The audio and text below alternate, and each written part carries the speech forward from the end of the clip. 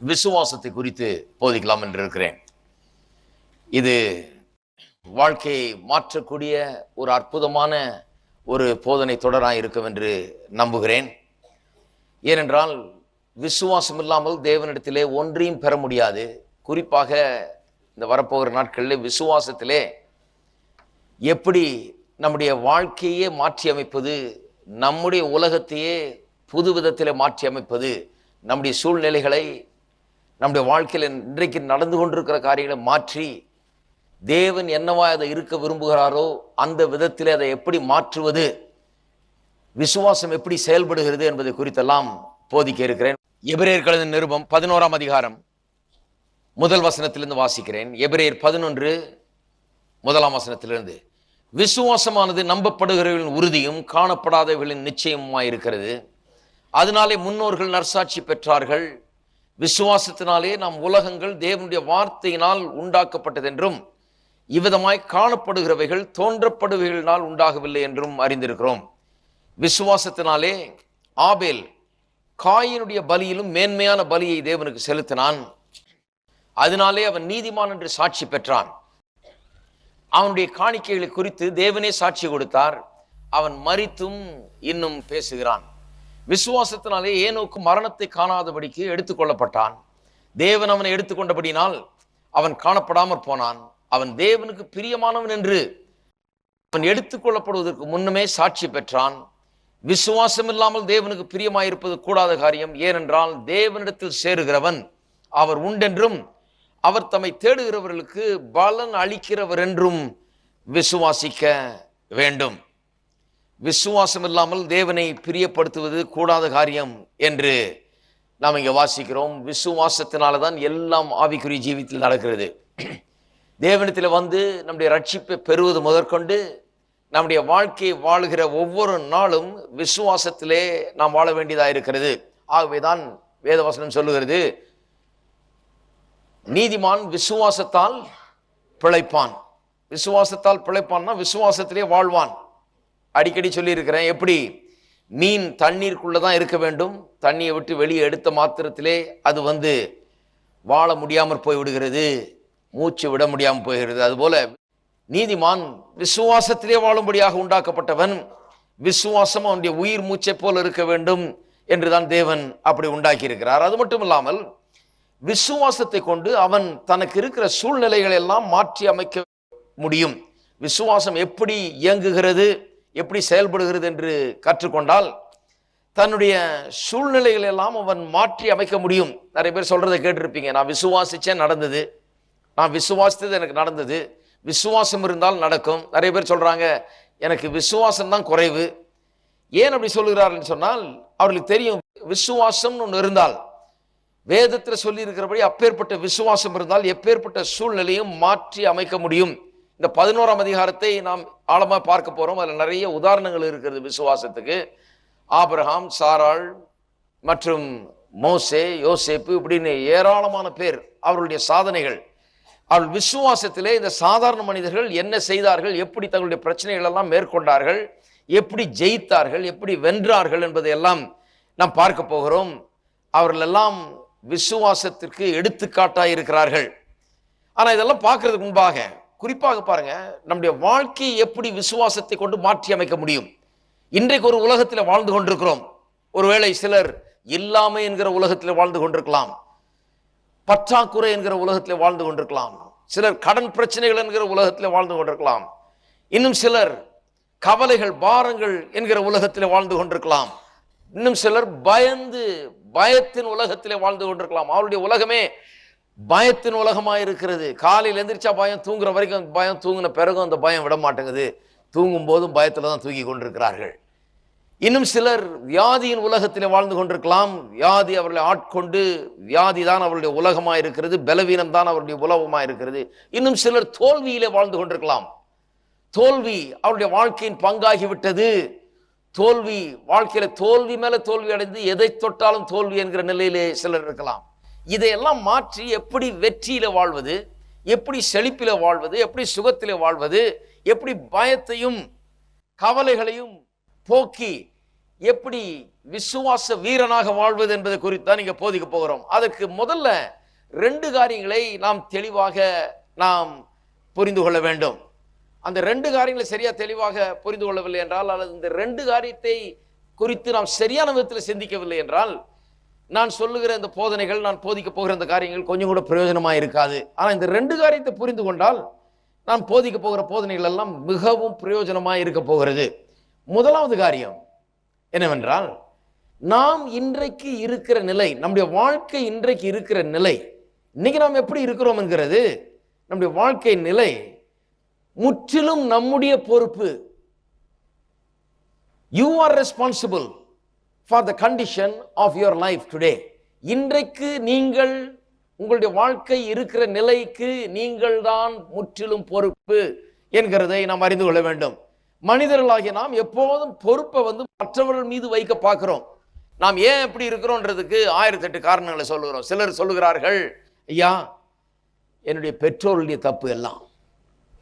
பையனை சொல்லுவான் சில நேரத்தில், பார்த்துட்டீங்களா, நீங்க ஏன் எனக்கு சொல்லல, நீங்க எனக்கு எது தப்புன்னு சொல்லி தந்திருக்கலாம் இல்லையா, அல்லது என்ன இப்படி நடத்திருக்கலாம் இல்லையா அப்படின்னு பிள்ளையே சொல்லணும். சில நேரத்தில் அநேகர் வளர்ந்து ஆளான பிறகும் அதே தான் சொல்லிட்டு இருக்காங்க, எங்க பெற்றோர் பண்ண தப்புங்க, எங்க பெற்றோர் என்ன சரியா வளர்க்கல, என்ன பெற்றோர் என்னை இப்படி செய்து விட்டார்கள், பெற்றோர் எனக்கு என்ன செய்ய வேண்டுமோ அதை சரியா செய்யாம விட்டு விட்டார்கள், பெற்றோர் எனக்கு இது செய்யல அது செய்யல, எங்க அப்பா எனக்கு கொடுக்கல, எங்க அம்மா எனக்கு கொடுக்கல, அவங்க செய்யல இவங்க செய்யல, ஆகவே தான் நான் இப்படி இருக்கிறேன். இன்றைக்கு இருக்கிற நிலைமைக்கு அவர்கள் பண்ணதுதான் காரணம்.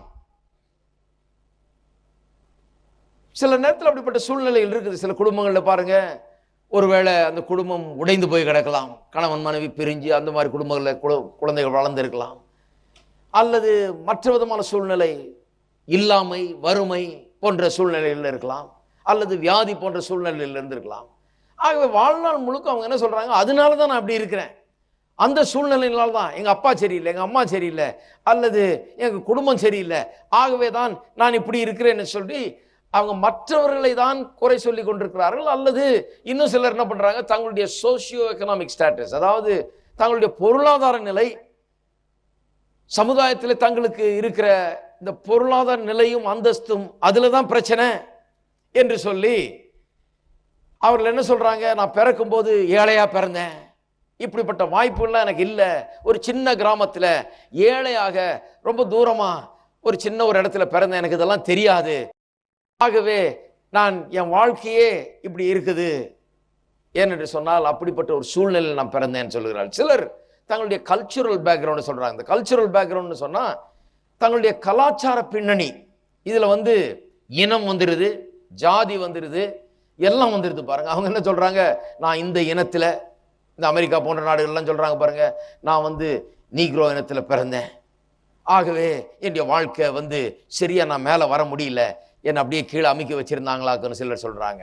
இன்னும் சிலர் சொல்றாங்க, நான் ஒதுக்கப்பட்ட ஒரு இனத்துல பிறந்தேன், அல்லது பிற்படுத்தப்பட்ட ஒரு இனத்துல இருந்தேன் இப்படின்னு சொல்லி தங்களுடைய இனத்தை குறித்தும் தங்களுடைய ஜாதி குறித்தும் தங்களுடைய கலாச்சாரத்தை குறித்தும் சொல்லி அதனாலதான் நான் இப்படி இருக்கிறேன், அதுதான் காரணம் என்று சொல்லி அவைகளை குறை கோரி கொண்டிருக்கிறார்கள். ஆனால் இன்றைக்கு நாம் இருக்கிற நிலைக்கு நாம் தான் காரணம், வேற யாரும் காரணம் இல்லை. உங்க அப்பா காரணம் இல்லை, உங்க அம்மா காரணம் இல்லை, சமுதாயம் காரணம் இல்லை, உங்க ஜாதி காரணம் இல்லை, உங்களுடைய இனம் காரணம் இல்லை, உங்க ஊரு காரணம் இல்லை, உங்களுடைய கலாச்சாரம் காரணம் அல்ல, உங்களுக்கு பணம் இல்லை, வறுமையில வாழ்ந்தீங்கிறது காரணமே கிடையாது. அப்படிப்பட்ட சூழ்நிலையில் ஒருவர் இருந்திருக்கலாம், அவைகள்லாம் உங்களை பாதிச்சிருக்கலாம். ஆனால் இன்றைக்கு நீங்கள் இருக்கிற நிலைக்கு அதுதான் காரணம் என்று சொல்லிக் கொண்டிருந்தீர்கள் என்றால், நான் இன்றைக்கு போதிக்க போகிற போதனையில ஒண்ணுமே ஏறவே செய்யாது, நீங்க என்ன கேட்டாலும் ஒண்ணு ஏறவே செய்யாது. ஆனால் இன்றைக்கு நான் இருக்கிற இந்த நிலைமைக்கு, எனக்கு இருக்கிற நிலைமை, இன்றைக்கு இருக்கிற நிலைமைக்கு நான் தான் காரணம், நான் அதற்கு பொறுப்பேற்கிறேன், நான் மட்டும் சரியா இருந்தா என்னுடைய வாழ்க்கை இன்றைக்கு நன்றாயிருக்கும், நான் சரியான காரியங்களை நம்பி சரியானதை விசுவாசித்து சரியான பாதையில் என்னுடைய வாழ்க்கையை செல்ல வைத்திருந்தால் நான் இன்றைக்கு சரியான விதத்தில் வாழ்ந்து கொண்டிருப்பேன்ங்கிற ஒரு எண்ணம் உங்களுக்கு இருக்குமானால், இன்றைக்கு போதிக்க போகிற காரியங்கள், இன்னும் வரப்போகிற வாரங்களில் போதிக்க போகிற காரியங்கள் உங்களுடைய உள்ளங்களிலே ஆழமாய் சென்று கிரியை செய்ய ஆரம்பிக்கும். ஆகவே இன்றைக்கு நாம் இருக்கிற நிலைமைக்கு நாம தான் பொறுப்பு. கொஞ்சம் சிந்தித்து பார்க்க வேணும். இன்னைக்கு உங்களுடைய நிலை என்ன? உங்களுடைய வாழ்க்கை எந்த நிலையில் இருக்கிறது, எந்த ஒரு அளவில் இருக்குது, எப்படிப்பட்ட நிலையில் இருக்கிறது, அதற்கு நாம தான் முற்றிலும் பொறுப்பு. சிலர் இருக்கிறாங்க, சிலராவது பரவாயில்ல, ஏதோ என் கலாச்சாரம், என் குடும்பம், எங்கள் அப்பா அம்மா, இனம், ஜாதி, அதனால இப்படி இருக்கேன்றாங்க. சிலர் சொல்றாங்க கடவுள் தான் ஏன் காரணம் இதுக்கு. அவங்க ரொம்ப பயங்கரமான ஆட்கள். அவங்க என்ன சொல்றாங்க, கடவுள் நினைச்சிருந்தா என்ன எப்படி எப்படியோ வச்சிருக்கலாம், ஆனா கடவுள் நினைக்கல, கடவுள் நினைக்காதனால நான் அப்படி இருக்கிறேன், என் மேல ஒன்றும் தப்பு இல்லை, கடவுள் நினைச்சிருந்தா என்ன எப்படி எப்படியோ வச்சிருக்கலாம், ஆனா கடவுள் என்னை பற்றி கொஞ்சம் கூட நினைக்காம, கடவுள் எனக்கு உதவி செய்யாம, கடவுள் என்ன குறித்து ஒரு பெரிய ஒரு திட்டத்தையோ நோக்கத்தையோ வைக்காம என்ன அப்படியே கைவிட்டுட்டாரியா, என் வாழ்க்கை அப்படி இருக்குது. ஏன்னு சொன்னா கடவுள் எனக்கு ஒன்றும் சகாயம் பண்ணலை, ஒத்தாசை பண்ணலை, அனுகூலம் பண்ணலைன்னு சொல்லி கடவுளையே குற்றஞ்சாட்டுகிற ஆட்கள் இருக்கிறாங்க. நான் இன்றைக்கு காண்பிக்க போகிறேன். அருமையானவர்களே, உங்களுடைய பிரச்சனைக்கு இன்றைக்கு கடவுள் காரணம் அல்ல. இன்றைக்கு நம்முடைய பிரச்சனைக்கு நாம தான் பொறுப்பெடுக்க வேண்டும். சரி, ரெண்டாவது காரியம். முதலாவது காரியம், என்னுடைய பிரச்சனைக்கு நான் தான் பொறுப்பு, என்னுடைய நிலைக்கு நான் தான் முற்றிலும் பொறுப்பு. ரெண்டாவது, நான் இன்றைக்கு எந்த நிலையில இருக்கிறேன் என்பது நான் எதை விசுவாசித்தேன் என்பதனாலே ஆனது. You are what you are because of what you believe. You are what you are because of what you have believed so far. இதுவரை நீங்கள் என்னத்தை விசுவாசித்து வந்தீர்கள் என்பதன் காரணமாக தான் இன்றைக்கு உங்களுடைய நிலை இப்படி இருக்கிறது. உங்களுடைய எண்ணங்களை மாற்றினால், உங்களுடைய விசுவாசத்தை மாற்றினால், நீங்கள் நம்புகிற காரியங்களை மாற்றினால், விசுவாசிக்கிற காரியங்களை மாற்றினால், சரியான காரியங்களை விசுவாசித்தால் உங்களுடைய நிலை மாறக்கூடும். இன்றைக்கு இருக்கிற நிலை, உங்களுடைய சூழ்நிலைகள், உங்களுடைய எல்லாமே எதனால உண்டாயிருக்குதுன்னா, நீங்க ஏதோ ஒரு விதமா யோசிக்கிறீர்கள். வாழ்க்கை குறித்து, கடவுளை குறித்து, உங்கள் சூழ்நிலைகளை குறித்து, உங்களை குறித்து, உங்களுடைய பலம் பலவீனம் இவைகளை குறித்தெல்லாம் ஒரு சில எண்ணங்கள் உங்களுக்குள்ளே இருக்கிறது. ஒரு மனிதனுடைய எண்ணம் எப்படியோ அப்படியே தான் அவன் இருப்பான் என்று சொல்லப்பட்டிருக்கிறது. வேதத்தில் திட்டவட்டமா சொல்லுது, அவனுடைய எண்ணங்களுக்கு மேல அவன் உயர முடியாது, எண்ணங்களுக்கு கீழே அவன் வாழவே முடியாது. அவனுடைய எண்ணங்கள் எப்படின்னா, அவனுடைய என்ன விசுவாசிக்கிறான், என்ன நம்புகிறான். உங்களை குறித்து என்ன நம்புகிறீர்கள்? இன்றைக்கு கடவுளை குறித்து என்ன நம்புகிறீர்கள்? உலகத்தை குறித்து என்ன நம்புகிறீர்கள்? இங்க இருக்கிற ஜனங்களை குறித்து என்ன நம்புகிறீர்கள்? உங்களுடைய வேலையை குறித்து என்ன நம்புகிறீர்கள்? உங்களுடைய அந்தஸ்தை குறித்து என்ன நம்புகிறீர்கள்? உங்களுடைய வாழ்க்கை குறித்து என்ன நம்புகிறீர்கள்? குடும்பத்தை குறித்து என்ன நம்புகிறீர்கள்? திருமண வாழ்க்கை குறித்து என்ன நம்புகிறீர்கள்? நீங்க என்ன நம்புகிறீர்கள் என்கிறதன் அடிப்படையில் தான் இன்றைக்கு உங்களுடைய வாழ்க்கை அமைந்திருக்கிறது.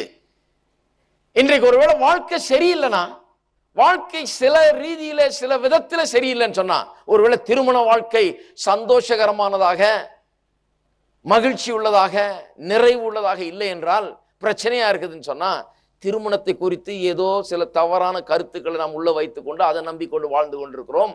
ஆகவே தான் அதன் அடிப்படையில் வாழ்றதுனால தான் வாழ்க்கை எப்படி இருக்குது. திருமணம் மட்டுமில்லை, எல்லாமே குடும்பம் இன்றைக்கு சரியா போகவில்லையா ஏன்னு சொன்னா, இவங்களை குறை சொல்ல முடியாது. சமுதாயம் பொறுப்பு இல்லை, அதுக்கு கவர்மெண்ட் பொறுப்பு இல்லை, அல்லது மற்றவர்கள் பொறுப்பு இல்லை. அதுக்கு யார் பொறுப்பு? நாம தான் பொறுப்பு. ஏன் அப்படி குடும்பம் இருக்குதுன்னா, நம்ம குடும்பத்தை பற்றி சரியான விதத்தில் சிந்திக்க ஆரம்பிக்கல, அதை குறித்த சரியான விதத்தில் சரியான காரியங்களை நாம் நம்புகிறது கிடையாது. நாம் எதை நம்புகிறோமோ அதை வச்சுதான் நம்முடைய வாழ்க்கை அமைகிறது. நம்முடைய நம்பிக்கைக்கு ஏற்ற மாதிரி நாம் எப்படிப்பட்ட கருத்துக்களை நம்புகிறோமோ அதற்கேற்றாற் போலதான் நம்முடைய வாழ்க்கையின் நிலையும் அமைகிறது. ஏன் அப்படி சொல்றேன்னா, நீங்க எதை நம்புறீங்களோ அதன் அடிப்படையில் தான் தீர்மானம் எடுக்கிறீங்க. எது ஒரு காரியமா இருந்தாலும் சரி, உங்க குடும்பத்தை பற்றியோ, திருமண வாழ்க்கையை குறித்தோ, உங்களுடைய தொழிலை குறித்தோ, உங்களுடைய கையின் பிரயாசங்கள், வேலைகளை, படிப்பு எல்லாத்து குறித்த ஒரு தீர்மானத்தை நீங்க எடுக்கும்போது, அந்த தீர்மானத்தின் அடிப்படை என்ன? தீர்மானம் எங்க இருந்து வருது? எதையோ ஒன்றை நம்புறீங்க, இப்படின்னு நீங்க நம்புறீங்க, அதனால இப்படி ஒரு தீர்மானத்தை எடுக்கிறீர்கள். ஒரு காரியத்தை நீங்கள் பற்றி கொண்டிருக்கிறீர்கள் நம்பிக்கை அளவில், இப்படிதான் அப்படின்னு சொல்லி அதன் அடிப்படையில் தான் தீர்மானத்தை எடுக்கிறீர்கள். அப்படி தீர்மானம் எடுக்கிறதுனால தான் நான் சொல்லுகிறேன், எதை நம்புகிறீர்கள் என்பது ரொம்ப முக்கியம். ஏனென்றால் அதன் அடிப்படையில் தான் தீர்மானம் எடுத்தீங்க. எடுத்த தீர்மானம் உங்களை இன்றைக்கு இந்த நிலைக்கு கொண்டு வந்திருக்கிறது. ஆங்கிலத்தில் சொல்லுவாங்க, you make the decisions and the decisions make you. நீங்க எடுத்தீங்க தீர்மானம், அந்த தீர்மானத்தின்படி தான் உங்களுடைய வாழ்க்கை இன்றைக்கு அமைந்திருக்கிறது. வாழ்நாளிலே எவ்வளோ வருஷங்களாக தீர்மானங்களை எடுத்து வருகிறீர்கள். அவைகள் வெறும் தீர்மானங்கள் அல்ல, எதன் அடிப்படையிலேயோ எடுக்கப்பட்டிருக்கிறது. ஏதோ சில காரியங்களை நம்புகிறீர்கள், அதன் அடிப்படையில் தான் தீர்மானம் எடுக்கிறீங்க. அந்த காரணத்தினால்தான் உங்களுடைய வாழ்க்கை இன்றைக்கு இந்த நிலையிலே இருக்கிறது. இப்ப இதை மாற்ற வேண்டும் என்று சொன்னால் அடிப்படையே மாற்றணும். என்ன நம்புகிறோம் என்கிறத மாற்ற வேணும். அப்ப என்ன தீர்மானம் பண்ணுகிறோம் என்கிறத மாற்றுவோம். என்ன தீர்மானம் பண்றோம்ன்றதை மாற்றணும்னா நம்முடைய வாழ்க்கை எந்த விதத்தில் செல்ல வேணுமோ அந்த விதத்தில் செல்லும். ஆகவே நாம் எதை நம்புகிறோம் என்கிறது தான் ரொம்ப முக்கியம் பாருங்க. ஏனென்றால் அதுதான் நாம் எப்படி இருக்க போகிறோம் என்கிறதற்கு ஆதாரமாக இருக்கிறது. ஒரு சில காரியங்கள் இன்று காலை வேளையிலே அடிப்படையாக எடுத்து காண்பிக்க விரும்புகிறேன். உபாகமம் புஸ்தகம் 30ஆம் அதிகாரத்துக்கு திருப்போம். உபாகமம் 30ஆம் அதிகாரம். வாழ்க்கை மாற வேண்டும் என்றால் நாம் ஒரு சில காரியங்களை தெரிந்து கொள்ள வேண்டும். இவ்வளவு நாள் நீங்கள் தெரிந்து கொண்டீர்கள். தெரிந்து கொண்டதன் விளைவாக தான் இந்த வாழ்க்கை எப்படி இருக்கிறது. இப்ப வாழ்க்கை புதுவிதமாக மாற வேண்டும் என்றால் நீங்கள் புதுவிதமாக காரியங்களை தெரிந்து கொள்ள ஆரம்பிக்க வேண்டும். அப்பதான் புதுவிதமாக வாழ்க்கை மாற முடியும்.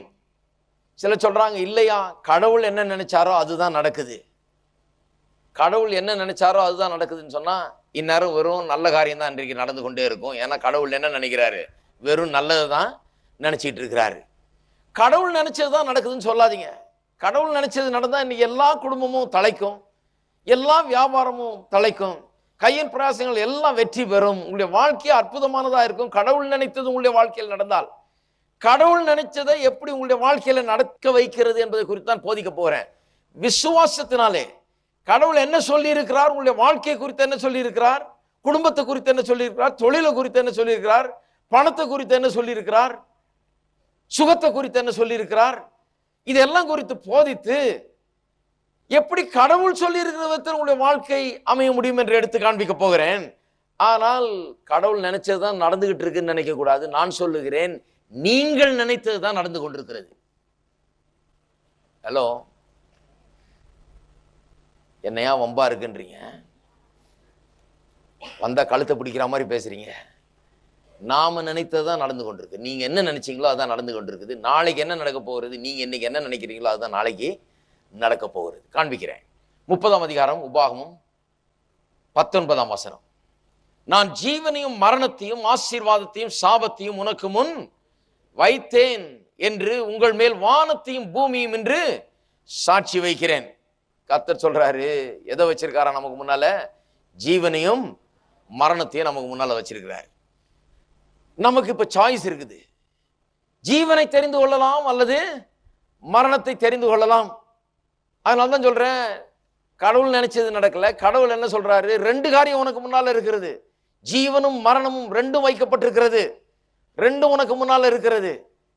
நீ தேவனை போல உண்டாக்கப்பட்டவன், தேவனுடைய சாயல்ல இருக்கிறவன். நீ தீர்மானம் பண்ண வேணும், இப்போ எதை நான் தெரிந்து கொள்ள வேண்டும் என்று. அது மட்டுமல்ல, ஜீவனையும் மரணத்தையும் முன்னால வைத்தது மட்டுமல்ல, எதை தெரிந்து கொள்ள வேணும், தேவனுடைய சித்தம் என்ன என்பதையும் அவர் தெளிவா சொல்கிறார். அவர் சொல்றாரு, ஆகையால் நீயும் உன் சந்ததியும் பிழைக்கும்படிக்கு நீ ஜீவனை தெரிந்து கொண்டு. கர்த்தர் சொல்றாரு, நீயும் பிள்ளைகளும் உன்னுடைய சந்ததியும் நல்லா இருக்கணுமா? எதை தெரிந்து கொள்ளுங்கள்? ஜீவனை தெரிந்து கொள்ளுங்கள். அப்ப அவருடைய சித்தம் என்ன? நாம் ஜீவனை அனுபவிக்க வேண்டும் என்று. அவருடைய சித்தம் என்ன? நாம் நன்றாக இருக்க வேண்டும் என்று. அவருடைய சித்தம் என்ன? நம்முடைய வாழ்க்கையில நல்ல காரியங்கள் நடக்க வேண்டும் என்று, நாம் வெற்றி பெற வேண்டும் என்று. அவருடைய சித்தம் என்ன? நாம் செழிப்பா இருக்க வேண்டும் என்று. அந்த ஜீவன் என்கிற அந்த ஒரு வார்த்தைக்குள்ள எல்லாம் அடங்கி இருக்கு பாருங்க. அது அற்புதமான ஒரு வார்த்தை.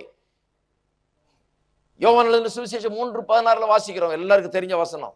தேவன் தம்முடைய ஒரே பேரான குமாரனை விசுவாசிக்கிறவனோ அவன் கெட்டு போகாமல் நித்திய ஜீவனை, நித்திய ஜீவனை பெற்றுக்கொள்ளும்படி தான் இயேசு இந்த உலகத்துல வந்தார். நமக்கு அந்த நித்திய ஜீவனை கொடுக்கும்படியாய், நாம் அதை பெற்றுக்கொள்ளும்படியாய். அந்த நித்திய ஜீவன் என்று சொல்லப்படுறது என்ன? சிலர் நினைக்கிறாங்க நித்திய ஜீவன்னா காலாகாலமாய் நித்தியமாய் வாழ்வது என்று சொல்லி ஒரு குவான்டிட்டின்ற அளவில் திங்க் பண்றாங்க. இது எவ்வளவு காலம் இருக்க போகிறோங்கிறத பற்றி தான் நித்திய ஜீவன் நினைக்கிறாங்க. நித்திய ஜீவன் என்கிறது எவ்வளவு காலம்ன்றதல்ல, அதுல இன்னொரு காரியம் இருக்கிறது, குவாலிட்டி. அது என்ன என்றால், தேவனை போன்ற ஜீவன். தேவனுக்கு எப்பேற்பட்ட ஒரு வாழ்க்கை உண்டாயிருக்கிறதோ, தேவன் எப்படி ஜீவனம் பண்ணுகிறாரோ, தேவன் எப்படி ஜீவித்துக் கொண்டிருக்கிறாரோ, அது போலவே நாமும் ஜீவிக்கும்படியாக. நித்திய ஜீவன் என்று சொன்னால் அவருடைய ஜீவனே. அவர் எப்பேற்பட்ட வாழ்க்கையை நடத்தி கொண்டிருக்கிறாரோ அப்பேற்பட்ட வாழ்க்கையை நாம் வாழும்படியாக. அந்த வார்த்தை நித்திய ஜீவன் வருகிற வார்த்தை ஜீவன் என்கிற வார்த்தை ஜோவே என்கிற வார்த்தையிலிருந்து வருகிறது. இந்த ஜோவே என்று சொன்னால் காட் கைண்ட் ஆஃப் லைஃப், தேவனுடைய ஜீவன். அது ஒரு குவாலிட்டியை குறிக்குது பாருங்க. நம்முடைய வாழ்க்கையின் தரத்தை குறிக்கிறது. ஏதோ நம்ம ரொம்ப நாள் வாழ போறோம்ங்கிறது இல்ல, வாழ்க்கையின் தரம். எத்தனை பேர் நினைக்கிறீங்க ரொம்ப நாள் வாழ்ந்து என்ன பிரயோஜனம்? தரம் மாறலனா, ரொம்ப நாள் வாழ்றது பெரிய வேதனை ஆயிடுது. வாழ்க்கை தரம் மாறலனா, வாழ்க்கை தரம் மாறினதான் ரொம்ப நாள் வாழ்றதுல அர்த்தம் இருக்கிறது. சும்மா நான் ரொம்ப நாள் வாழ போறேன், ரொம்ப நாள் வாழ போறேன்ற பிரயோஜனம் இல்லை, எப்படி வாழ போறேங்கிறது ரொம்ப முக்கியம். ரொம்ப நாள் வாழ என்று சொன்னால் வாழ்க்கை தரம் உயர வேண்டும், தரம் சிறந்ததா இருக்க வேண்டும், அப்பொழுது வாழ்றதுல அர்த்தம் இருக்கிறது. இது குவான்டிட்டி மட்டுமல்ல, குவாலிட்டியும் குறிக்கிறது. எப்பேற்பட்ட ஒரு தராதரம் உள்ள ஒரு வாழ்க்கை என்பதையும் இது குறிக்கிறது.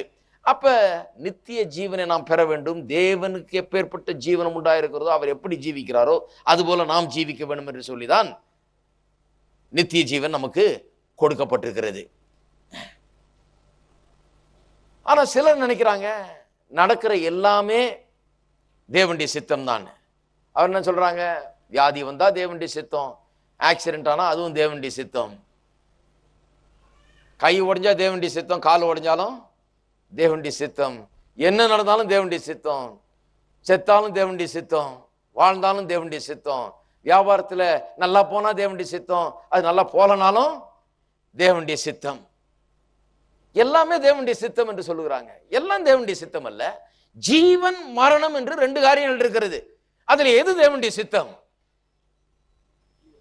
ஹலோ, எது தேவனுடைய சித்தம்? ஜீவன். மரணம் அல்ல தேவனுடைய சித்தம், ஜீவன் தான் தேவனுடைய சித்தமாயிருக்கிறது. அந்த ஜீவன் என்று சொன்னா எல்லா நன்மைகளையும் ஒட்டுமொத்தமா அந்த ஒரு வார்த்தை அடக்கி இருக்கிறது உள்ள. ஜீவன் என்று சொன்னால் எல்லா நன்மைகளும் அந்த ஒரு வார்த்தைக்குள்ள அடங்கி இருக்கிறது. அப்ப தேவன் சொல்றாரு, ஜீவனை தெரிந்து கொள், ஏன்னா நீ ஜீவனை பெற்று வாழ வேண்டும், ஜீவனை உடையவனா இருக்க வேண்டும் என்று நான் விரும்புகிறேன் என்று சொல்கிறார். 20ஆம் வசனம் பாருங்க. கர்த்தர் உன் பிதாக்களாகிய ஆபிரகாமுக்கும் ஈசாக்குக்கும் யாக்கோபுக்கும் கொடுப்பேன் என்று அவர்களுக்கு ஆணையிட்டு கொடுத்த தேசத்திலே குடியிருக்கும்படிக்கு உன் தேவனாகிய கர்த்தரில் அன்பு கூர்ந்து அவருடைய சத்தத்துக்கு செவி கொடுத்து அவரை பற்றி கொள்வாயாக. அவரை பிடித்துக்கொள்னு சொல்லியிருக்குது. அப்புறம் சொல்லியிருக்குது, அவரே உனக்கு ஜீவனும் தீர்க்காயுசுமானவர். அவரே உனக்கு ஜீவனும் தீர்க்காயுசுமானவர். He is your life. என்ன அருமையா சொல்லியிருக்கு பாருங்க. அப்ப he is your lifeனா அவரே உனக்கு ஜீவனானவர்னு சொன்னா அவருடைய வார்த்தையின் அடிப்படையில் அப்ப வாழ ஆரம்பிங்க. அவர் சொல்லுகிறதை செய்யுங்கள், அவருக்கு கீழ்ப்படியுங்கள். அவர் சொல்லுகிறதை செய்யும் போது நீங்க என்ன பண்ணுகிறீங்க? ஜீவனை தெரிந்து கொள்ளுகிறீர்கள். எப்படி ஜீவனை தெரிந்து கொள்கிறோம்? திட்டவட்டமா சொல்லி இருக்குது. அவருடைய வார்த்தைக்கு செவி கொடுத்து அவரை பற்றி கொண்டால், அவருடைய வார்த்தைக்கு செவி கொடுத்து அதன்படி செய்தால், அதுதான் ஜீவனை தெரிந்து கொள்வது. அப்ப ஜீவனை தெரிந்து கொள்ள வேண்டும். ஜீவனை தெரிந்து கொள்றதுக்கு நிச்சயமான ஒரு வழி ஒன்று இருக்கிறது. ஜீவனை தெரிந்து கொண்டால்தான் ஜீவன் நமக்கு உண்டாயிருக்கும். நல்ல காரியங்கள் எப்ப நடக்கும்? நாம் அதை தெரிந்து கொள்ள வேண்டும். அப்பதான் நல்ல காரியங்கள் நம்முடைய வாழ்க்கையில நடக்க போகிறது. எப்படி என்கிறத நான் திட்டவட்டமா எடுத்து காண்பிக்க போறேன். எப்படி நல்ல காரியத்தை தெரிந்து கொள்வது, எப்படி நல்ல காரியங்கள் நம்முடைய வாழ்க்கையில நடக்க போகிறது என்பதை குறித்தெல்லாம் பார்க்க போகிறோம். ஜீவனை தெரிந்து கொள்கிறதுனா தேவனுடைய வார்த்தையின்படி செய்து அதன்படி நடப்பித்து அதற்கு செவி கொடுத்து அதன்படி செய்கிறது. அப்படி தெரிந்து கொள்ளும் போதுதான் ஜீவன் நமக்கு உண்டாயிருக்கிறது. சும்மா ஜீவன் தொப்புன்னு வானத்திலிருந்து எல்லா நல்ல காரியங்களும் நம்முடைய தலையில விழுந்துடுறது கிடையாது. தேவன் சொன்ன வார்த்தைகளை எடுத்து அதை விசுவாசித்து அதை பேசி அதை உள்ளத்திலே வைத்து அதை நம்பி அதை நம்முடைய உள்ளத்திலே ஏற்றுக்கொண்டு வாழும்போதுதான் ஜீவன் நமக்கு உண்டாகிறது. அப்ப தெரிந்து கொண்டு என்ற வார்த்தை தான் இங்க ரொம்ப முக்கியம். எல்லாம் சொல்லுங்க, தெரிந்து கொள். எதை தெரிந்து கொண்டிருக்கிறீர்கள் இன்றைக்கு? எதை தெரிந்து கொள்றீங்களோ அதுதான் நடக்க போகிறது. தெரிந்து கொள்ளாமல் அது நடக்காது. வாழ்க்கை மாற வேணுமா? சில காரியங்களை தெரிந்து கொள்ள வேண்டும். தெரிந்து கொள்ள வேணா சூஸ் பண்ண வேண்டும். சில காரியங்களை நாம் அறிந்து கொண்டு அப்புறம் தெரிந்து கொள்ள வேண்டும், அதை எடுத்துக்கொள்ள வேண்டும். நாம் அதை எடுத்தால்தான் நமக்கு அது உண்டாயிருக்கும் என்று வேத வசனம் திட்டவட்டமாய் நமக்கு எடுத்து காண்பிக்கிறது.